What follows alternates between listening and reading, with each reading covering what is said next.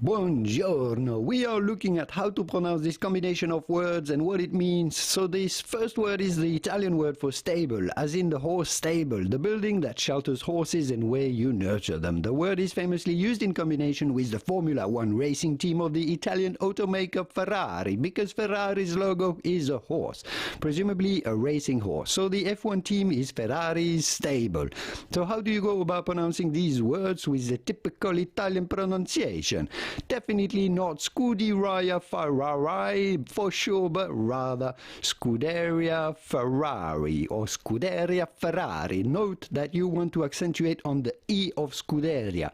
Do not say Scuderia Ferrari, but rather Scuderia Ferrari. Or if you cannot trill the R like the Italians do in English or American, you can simply say Scuderia Ferrari, Scuderia Ferrari. But in Italian, it would be said Scuderia Ferrari. If you want to learn how to pronounce Ferrari better so you can say it like a pro, so you can say Scuderia Ferrari, here is a video that you should watch next. Arrivederci. Ciao, ciao.